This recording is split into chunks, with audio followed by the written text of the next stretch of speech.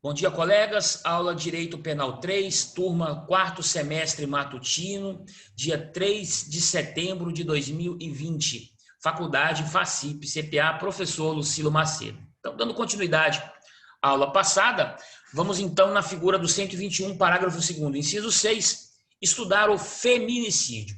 Então, o feminicídio entra no Código Penal no ano de 2015. Para alguns, ele não deveria existir, uma vez que matar pela condição de mulher já seria um motivo fútil, né? Porém, o legislador quis trazer situações, inclusive causas de aumento. Então, vamos comigo, acompanhem, né? Acompanhem, por gentileza, a figura do artigo 121, parágrafo 2º, inciso 6 do Código Penal. Feminicídio contra a mulher por razões do sexo feminino.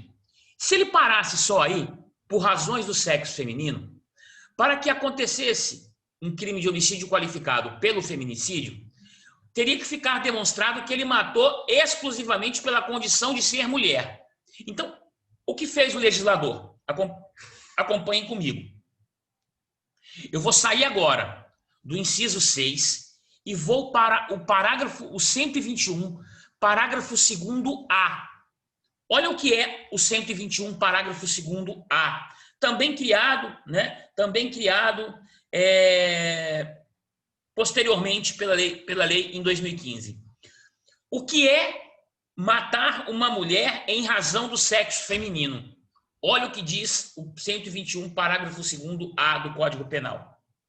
Considera-se que há razões de condições de sexo feminino quando o crime envolve duas situações. Então, quando o crime envolver, olha lá, inciso 1, violência doméstica e familiar. Então, o homicídio se deu em razão de violência doméstica, o convívio, violência familiar, coabitação entre eles, né? No caso, pode até ser um ex-companheiro, uma ex-companheira, não tem problema, né? Desde que envolva uma situação de violência doméstica e familiar contra a mulher. Se eu estou passando na rua e atiro contra uma mulher que estou vendo pela primeira vez, naquele momento, não é violência doméstica e familiar. Pode ser outra qualificadora, mas esta do parágrafo 2º-A, do inciso 6, ele não é, tá? Então, tem que envolver uma violência doméstica e familiar. Inciso de número 2 do parágrafo 2º-A. Colegas, vocês podem me interromper a qualquer momento, sem cerimônia, tudo bem? Parágrafo 2º-A, inciso de número 2. Uma outra situação para caracterizar o feminicídio. Inciso 2, menosprezo ou discriminação à condição de mulher. Então, aqui, ele pratica o feminicídio como uma forma de menosprezar, pela forma de ter, na verdade, uma discriminação frente à mulher. E aí precisamos entender, a mulher é massacrada? Ela é massacrada. A mulher é atacada, ela sofre esse tipo de violência. Colegas, vivemos num país em que a mulher está vencendo ainda este preconceito. Ela vai conseguir vencer, eu não tenho dúvida nenhuma, né? Mas este homicídio, este animus necandi, esta vontade de matar, pelo fato de menosprezar, né? Ou mesmo causar uma discriminação em face da condição de ser mulher, isso também é feminicídio. Então, quando vocês escutam, fulano de tal foi levado a julgamento pelo tribunal do júri por feminicídio, é justamente por isso, né? É justamente por esta condição de ser mulher, tá ok? Tudo bem, colegas? Então, eu preciso, para reconhecer o feminicídio, um dos dois incisos, ou inciso de número 1, né, envolvendo violência doméstica e familiar, ou do inciso de número 2, que vai caracterizar pelo menosprezo ou pela discriminação em face, ou seja, a condição de ser mulher. Então, o feminicídio, ele não tem outra hipótese. Então, as hipóteses, né, do feminicídio, elas estão elencadas. Esse rol ele passa a ser considerado um rol taxativo. Então, para reconhecer o feminicídio, apenas uma das duas hipóteses previstas no parágrafo 2º, a violência doméstica ou menosprezo ou discriminação. Fora isso, não caracteriza o feminicídio. Pode, reforçando, pode caracterizar uma outra qualificadora. Tudo bem? Então, quando eu falo feminicídio, então, primeiro, eu estou dizendo que o agente teve a vontade de matar. Então, eu não tenho feminicídio no caso de uma lesão corporal, né? Então, eu tenho a Lei Maria da Penha, a Lei 11.340 de 2006, né? É uma lei que veio para a proteção mesmo do direito da mulher que sofre violência doméstica. E, colegas, quando eu falo violência doméstica, eu não estou falando só a violência física, não. Eu estou dizendo 5 hipóteses de violência. A violência física, corporal, é uma delas. Mas eu tenho a violência sexual, a violência moral, né? A violência patrimonial e a violência física. Então, eu tenho 5 modalidades de violência, né? Esse dia estava acompanhando um estudo dizendo que grande parte das mulheres brasileiras passam por essa vida sofrendo algum tipo, e o índice é muito alto, algum tipo de violência contra a mulher, seja ela física, sexual, moral, patrimonial, né? Ela passa por esta vida sofrendo algum tipo de violência doméstica e familiar, tá? Mas para a caracterização do feminicídio, já vimos, o agente tem que ter o dolo de matar, tá ok? Maravilha. As medidas de proteção, as medidas protetivas, elas estão elencadas na Lei 11.340 e não no Código Penal. Tudo bem? Maravilha? Então tá bom. Vamos dar sequência então. Eu agora vou retornar um pouquinho no inciso 7, no parágrafo 2º, né? Ainda no inciso de número 7. Ele também foi inserido no Código Penal no ano de 2015, e este inciso ele teve uma utilidade, colegas. Estavam acontecendo mortes de policiais ou de pessoas, de funcionários que trabalham na segurança pública.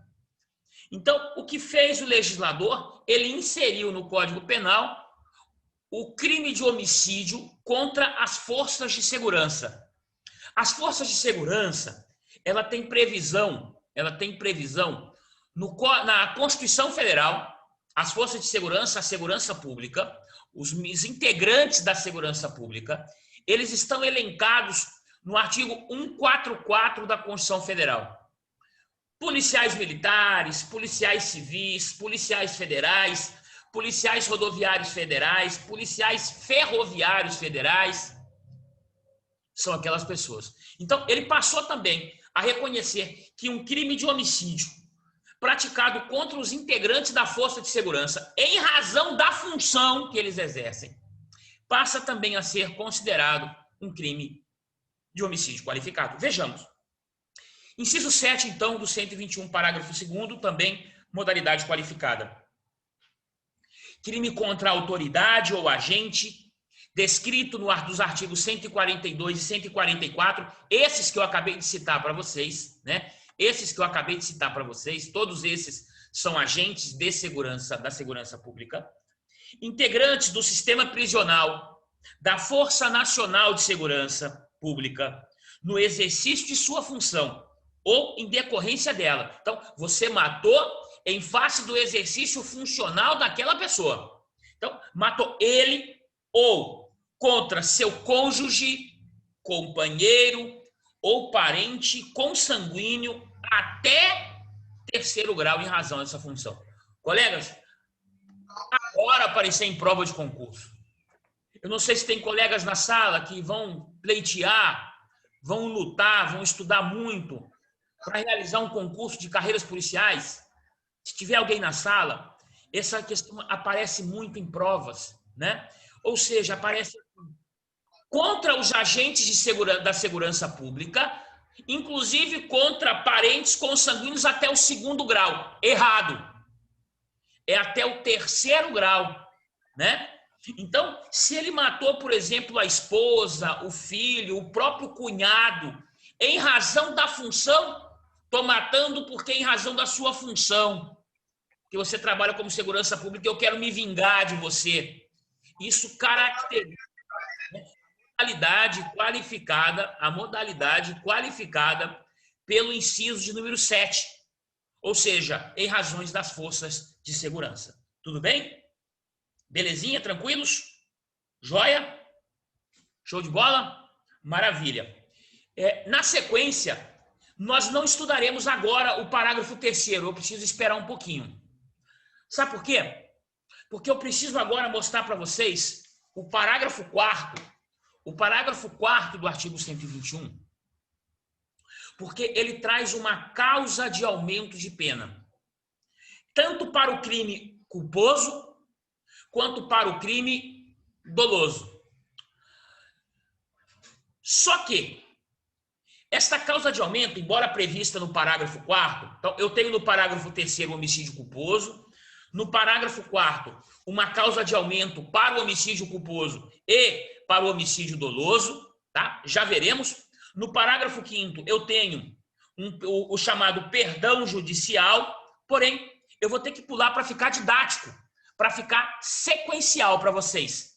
Dá uma olhada comigo, o parágrafo 6º e 7º do artigo 121. Então vamos pular, já volto com vocês, só para não confundir o nosso raciocínio, para que fique sequencial. O parágrafo 6º primeiro do artigo 121, por favor, acompanhem com o Código Penal atualizado ao lado de vocês. Parágrafo 6º. A pena será aumentada do homicídio, a pena será aumentada de 1/3 até a metade, se o crime for praticado por milícia privada, sob o pretexto de prestação de serviço de segurança ou por grupo de extermínio. Isso aqui foi inserido no ordenamento em face das milícias, dos milicianos, principalmente no Rio de Janeiro. Eles estavam fazendo de forma paralela uma segurança privada dentro das favelas. Eles criavam grupo de extermínio, eles criavam milícias e eles cobravam sinal de internet, né, taxa para funcionar estabelecimento comercial, e eles matavam. Então, se matou em face da criação de um grupo de extermínio ou em face de uma milícia privada, eu tenho que aplicar uma causa de aumento de pena, seja na modalidade qualificada ou na modalidade simples. E olha o que eu disse, causa de aumento, uma fração, eu não disse qualificadora. Esta causa de aumento será então de 1/3 até a metade, se for praticado por grupo de extermínio ou como forma de crimes praticados por milícias privadas, os milicianos. Isso no parágrafo 6º. Porém, no parágrafo 7º do artigo 121, ele traz uma causa de aumento ao feminicídio. E aqui está a grande confusão que muitas vezes os acadêmicos têm, os operadores de direito têm. Eu preciso esclarecer para os 13 brilhantes colegas que estão assistindo essa aula, entender o seguinte,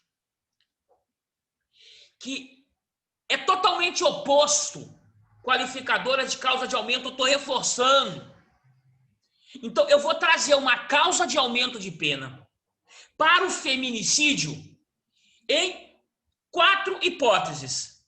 Acompanhem comigo o parágrafo 7º do artigo 121. A pena do feminicídio, qual que é a pena do feminicídio?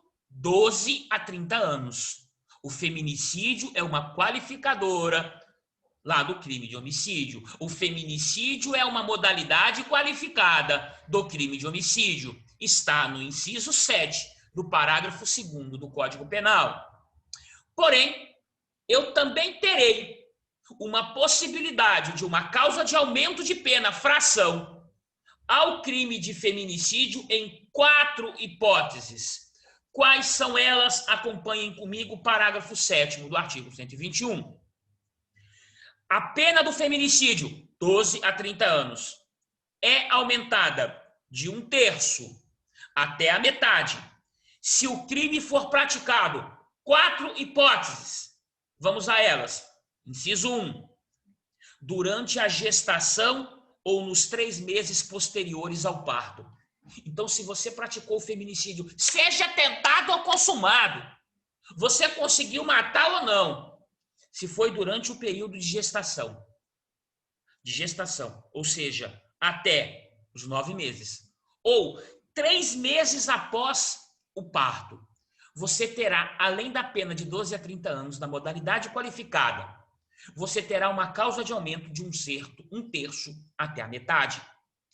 Segunda hipótese, contra a pessoa menor de 14 anos ou maior de 60 anos, com deficiência ou portadora de doenças degenerativas, que acarretem condição limitante ou de vulnerabilidade física ou mental. Então, se você praticou esse feminicídio contra menor de 14 anos, atenção, colegas, não cometam o equívoco de entender que menor de 14 anos que deve exercer uma relação conjugal, amorosa, sexual com a gente. Não. Pode ser a própria filha, em virtude de uma violência doméstica ou familiar. Tô matando porque eu não queria uma menina, eu queria um menino. Então tô matando em face da sua condição de ser mulher. E você tinha menos de 14 anos. Você tinha mais de 60. Você tinha uma doença degenerativa. Você tinha uma debilidade física ou mesmo mental. Isto também acarreta uma causa de aumento ao feminicídio de 1/3 até a metade, é a previsão do parágrafo 7º. Terceira hipótese de causa de aumento. Na presença física, isso foi inserido no ano de 2018. Na presença física ou virtual de ascendente ou descendente da vítima. Virtual, imagina aqui, ó. Camarada tá praticando esse crime e ainda filma. Ainda grava. Ou na presença dos pais ou dos próprios filhos. E quantas vezes isso acontece? Então, o que é importante ressaltar? Que ele terá o reconhecimento do homicídio, se for simples, de 6 a 20. Como é qualificado o feminicídio? Então, aqui só vai entrar na modalidade qualificada, porque o feminicídio já é uma qualificadora. Olha a atenção que devemos ter. O feminicídio já é uma qualificadora. O crime já será de 12 a 30. De competência do Tribunal Popular do Júri. De competência do Tribunal Popular do Júri. Então, se foi na presença física ou virtual, e o mundo hoje passa por esta mudança, tudo está no campo virtual. A vida pessoal, tudo passa pelo campo virtual. Então, este crime de feminicídio, nesta modalidade, na presença virtual ou física, tanto de ascendentes como descendentes, também é uma causa de aumento. Cansou o legislador de tantos crimes de feminicídios, de tantas mulheres mortas em face, né, da condição de ser mulher, pela discriminação de ser mulher, de um país machista ao extremo.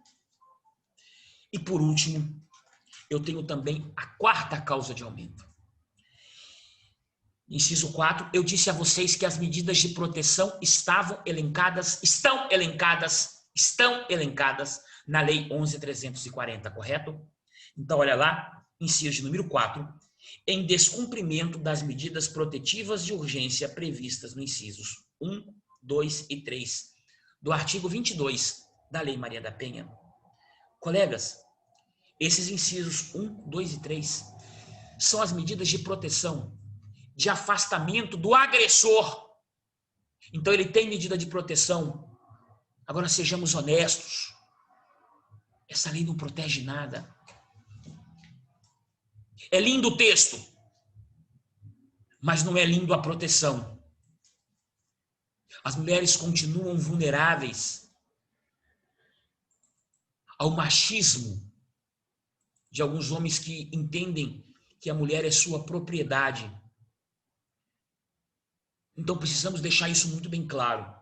Nesta hipótese do inciso 4, o camarada tem uma medida de proteção para que o agressor não chegue próximo até a mulher. E ele chega e mata. Além da pena do homicídio qualificado, meu amigo, você tinha uma medida de proteção para o seu afastamento, para o seu distanciamento. E você descumpriu. Você receberá uma causa de aumento de 1/3 até a metade. Vocês podem me perguntar, professor Lucilo, mas eu posso ter, professor Lucilo, tranquilamente mais de uma situação de causa de aumento muito fácil. É verdade. E aí, professor Lucilo, o que eu faço? Brilhantes 13 combatentes que estão assistindo essa aula de hoje. 13. Hoje nós estamos em 13. A vocês, combatentes, vocês precisam entender o seguinte: se eu tenho duas situações previstas no parágrafo 7º, você deve utilizar o quê? Duas causas de aumento? Negativo. Jamais. O que você pode fazer, isso é pacificado nos tribunais. Você vai fazer o quê? Não é de 1/3 até a metade? Sim, professor. Eu tenho 2 incisos presentes. O que você pode fazer? Você pode chegar até o limite máximo. Você aplica metade da causa de aumento. Professor, o camarada matou na presença dos 3 filhos. Dentre eles, um recém-nascido de 7 meses. Eles estavam todos no quarto. E ele matou a golpes de faca. Na presença dos 3 filhos, um deles de 7 meses. Eu pergunto aos colegas, vou aplicar uma causa de aumento somente de 1/3? Não. Eu vou chegar até o máximo. Eu vou aumentar até metade em virtude da condição da forma pelo qual o crime foi cometido. Uma criança que vai carregar isso pelo resto da vida. Essa criança de 7 meses, obviamente, ela não vai se recordar da cena de violência. Agora, a criança de 5 meses, de 5 anos, e a criança de 8, isso ela vai carregar perpetuamente. Tudo bem, colegas? Tranquilos? Compreenderam? Legal? Pois não. O caso da Isabela Nardoni se enquadra no feminicídio, parágrafo 7º, inciso 2, né? Perfeitamente, colega, perfeitamente. Um caso de violência doméstica pela condição de ser mulher, né? Só que não entrou porque em 2015 o crime aconteceu antes. Se fosse hoje, perfeitamente, né? Teria que ficar demonstrado, houve uma violência doméstica e familiar contra a garota, foi em face da condição dela ser mulher ou foi, na verdade, por ciúme? Então tem que analisar, colega. Maria, veja bem, Maria, ele matou porque a filha estava causando um distúrbio, uma confusão no relacionamento dele conjugal com a Ana Carolina Jatobá? Ou ele matou porque ela era mulher? Então eu preciso deixar muito bem claro. Envolveu uma violência doméstica familiar, você vai me dizer, sim, professor, envolveu. Olha a mudança legislativa. Eu vou hoje inibir uma violência doméstica contra a mulher, inclusive, porque Maria, infelizmente, Maria, você é mulher e você precisa representar as mulheres neste combate.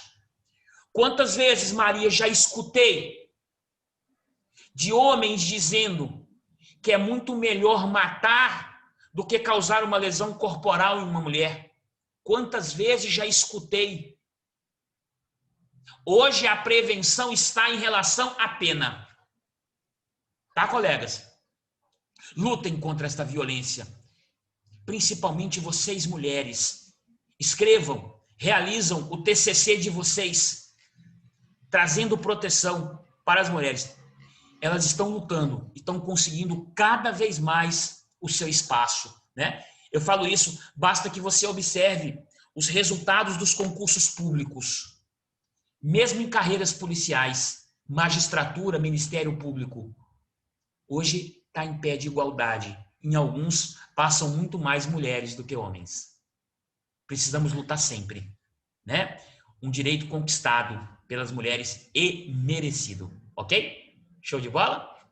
Agora eu posso voltar com vocês, né? Que agora não teremos mais confusão, tá?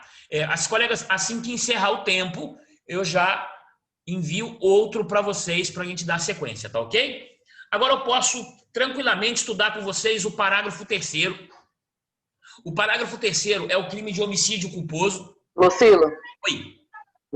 Lucilo, e o crime aí, dessa que a deputada está sendo como homicídio Vamos lá. do marido dela? Só que Porque o eu dela... estava lá. Maravilha. Só que o dela não entra o feminicídio, porque ele tem que ser contra a mulher. Então, não entraria aqui, colega, o feminicídio. Por quê? Porque ela, supostamente, vamos falar com muita cautela, ela teria, então, se envolvido juntamente com alguns filhos contra a morte do esposo. Então, não entraria a modalidade do feminicídio. Mas, aproveitando o gancho... Não, sim, eu sei que não é do feminicídio. Estou falando sobre o crime que aconteceu com o marido dela. O motivo dela foi o motivo torpe, né? Com toda certeza, para poder ficar com o dinheiro do O marido, dinheiro, a pensão. isso. Agora, só que, Kelly, olha que coisa.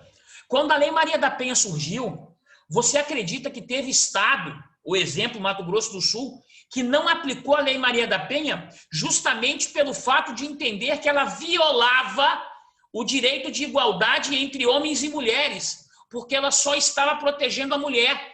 E então o Estado recusou-se a utilizar a Lei Maria da Penha, precisou bater as portas do Supremo Tribunal Federal, para o Supremo Tribunal Federal dizer negativo, não viola o direito de igualdade.